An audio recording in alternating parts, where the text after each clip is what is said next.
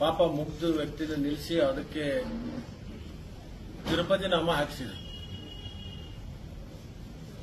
ಈ ಪುನಃ ಬಂದು ಕೃಷ್ಣ ಸಕ್ಕರೆ ಕಾರ್ಖಾನೆ ಬಗ್ಗೆ ಚುನಾವಣೆ ಬೆಂಬಲವನ್ನು ಕೊಟ್ಟು ನಿನ್ನೆ ಕೆಲವೊಂದು ಮಾತುಗಳನ್ನು ಆಡಿದ್ದಾರೆ. ಅದನ್ನೆಲ್ಲವನ್ನ ಗಮನಿಸಿದ್ವಿ. ಅಥಣಿ ತಾಲೂಕಿನ ಜನ ರಮೇಶ್ ಜಾರಕಿಹೊಳಿ ಅವರನ್ನ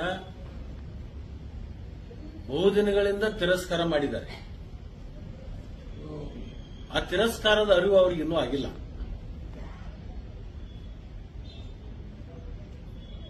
ಅವ್ರಿಗೆ ಏನಾದ್ರೂ ಮಾನ ಮರ್ಯಾದೆ ಗೌರವ ಅನ್ನುವಂಥದ್ದು ಗೊತ್ತಿದ್ರೆ ನಿಜವಾಗ್ಲೂ ನಮ್ಮ ತಾಲೂಕದೊಳಗೆ ಕಾಲು ಹಾಕುವ. ಅಷ್ಟು ದೊಡ್ಡ ಪ್ರಮಾಣದಲ್ಲಿ ಅವಮಾನವನ್ನ 23ರಾಗೂ ಮಾಡಿದ್ದಾರೆ ಜನ. ಮೊನ್ನೆ ನಮ್ಮ ಜಿಲ್ಲಾ ಮಧ್ಯವರ್ತಿ ಬ್ಯಾಂಕಿನ ಚುನಾವಣೆಯಲ್ಲಿಯೂ ಕೂಡ ಮಾಡಿದ್ದಾರೆ. ಯಾರು ಜಾಣರಿರ್ತಾರೆ, ಯಾರು ಬುದ್ಧಿಜೀವಿಗಳಿರ್ತಾರೋ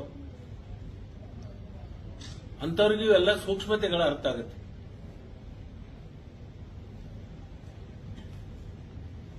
ಅಂತ ಸೂಕ್ಷ್ಮತೆ ಇಲ್ಲದಂತ ಜನರಿಗೆ ಇವ್ಯಾವ ಅರಿವು ಬರಲ್ಲ.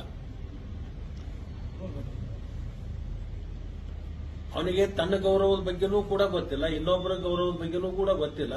ಗೌರವ ಅಂತಕ್ಕಂಥದ್ದು ಶಬ್ದದ ಅರ್ಥನೇ ಆತನಿಗೆ ಗೊತ್ತಿಲ್ಲ. ಸಂಸ್ಕಾರ ಅಂತಕ್ಕಂಥದ್ದು ಬೇಕಾಗುತ್ತೆ ಮನುಷ್ಯನಿಗೆ. ಆ ಸಂಸ್ಕಾರ ಇಲ್ಲದಂತ ಸಂದರ್ಭದಲ್ಲಿ ಇಂಥವೆಲ್ಲವೂ ಮಾತಾಡ್ತಾರೆ. ನಮ್ಮ ತಂದೆ ತಾಯಿ ನನಗೆ ಸಂಸ್ಕಾರ ಕೊಟ್ಟಿದ್ದಾರೆ. ನಾನು ಆಧ್ಯಾತ್ಮದ ಹಿನ್ನೆಲೆ ಇರ್ತಕ್ಕಂಥ ನಮ್ಮ ಮನೆತನ. ಅದರಿಂದ ಪ್ರತಿಯೊಂದು ಶಬ್ದಗಳನ್ನು ಹೊರಗೆ ಹಾಕುವ ಹೊತ್ತಿನಾಗ ನಾನು ಆಲೋಚನೆ ಮಾಡಿ ಶಬ್ದಗಳನ್ನು ಬಿಡ್ತೀನಿ. ನನಗೆ ನನ್ನ ಗುರು ಹಿರಿಯರು, ನಮ್ಮ ತಂದೆ ತಾಯಿ ಸಂಸ್ಕಾರ ಕೊಟ್ಟಿದ್ದಾರೆ.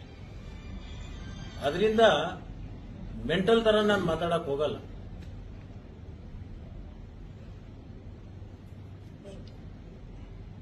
ನಾನು ಒಂದು ಮಾತನ್ನ ಹೇಳಲಿಕ್ಕೆ ಬಯಸ್ತೀನಿ. ನನಗೂ ಸಾಕಷ್ಟು ಶಬ್ದಕೋಶಗಳು ನನ್ನಲ್ಲಿದಾವೆ. ಆದರೆ ಅವ್ರ ತರ ನಾನು ಮಾತಾಡಕ್ ಹೋದ್ರೆ ಜನ ನನ್ನನ್ನು ಕೂಡ ಮೆಂಟಲ್ ಅಂತ ಕರೀತಾರೆ. ಆ ಮೆಂಟಲ್ ಅಂತ ಕರ್ಸ್ಕೋಬಾರದು ಅಂತಕ್ಕಂಥ ಹಿನ್ನೆಲೆಯಿಂದ ಇವತ್ತು ನಾನು ಸೂಕ್ಷ್ಮದಿಂದ ಕೆಲವೊಂದು ಉತ್ತರಗಳನ್ನು ಕೊಡ್ಲಿಕ್ಕೆ ಬಯಸ್ತೀನಿ. 23ರಲ್ಲಿನೂ ಏನು ಅಂತ ತೋರಿಸಿದ್ದಾರೆ. ಮೊನ್ನೆ ಮಧ್ಯವರ್ತಿ ಬ್ಯಾಂಕಿನಲ್ಲಿ ತೋರಿಸಿದ್ದಾರೆ. ಈ ಕೃಷ್ಣ ಸಕ್ಕರೆ ಕಾರ್ಖಾನೆ ಚುನಾವಣೆಯಲ್ಲೂ ಕೂಡ ತೋರಿಸ್ತಾರೆ. 2028ಕ್ಕೂ ಮತ್ತು ತೋರಿಸ್ತಾರೆ. ಇದನ್ನ ಆತನು ಬರ್ಕೊಂಡು ಹೋಗಲಿ ಅಂತ ಹೇಳಿ ನಾನು ಈ ಸಂದರ್ಭದಲ್ಲಿ ಹೇಳಿಕ್ ಬಯಸ್ತೇನೆ. ಅಥಣಿ ತಾಲೂಕಿನ ಜನ ಬಹಳ ಸೂಕ್ಷ್ಮ ಮತಿಯನ್ನು ಹೊಂದಿರತಕ್ಕಂಥವ್ರು ಮತ್ತು ಅತ್ಯಂತ ಬುದ್ಧಿಜೀವಿಗಳಿರ್ತಕ್ಕಂಥ ನಾಡು. ಯಾರು ಯಾರಿಂದ ಏನು ಬುದ್ಧಿ ಕಲಿಬೇಕು ಅಂತಕ್ಕಂಥದ್ದು ಅವಶ್ಯಕತೆ ನಮ್ಮ ತಾಲೂಕಿನ ಜನರಿಗಿಲ್ಲ. ಶಿವಯೋಗಿಗಳ ನಾಡು, ಪುಣ್ಯ ಭೂಮಿ. ಈ ಪುಣ್ಯ ಭೂಮಿಯಲ್ಲಿ ಜನಿಸಿರ್ತಕ್ಕಂಥ ಜನ ಬಹಳ ಸೂಕ್ಷ್ಮ ಮತಿಗಳಿರೋದ್ರಿಂದ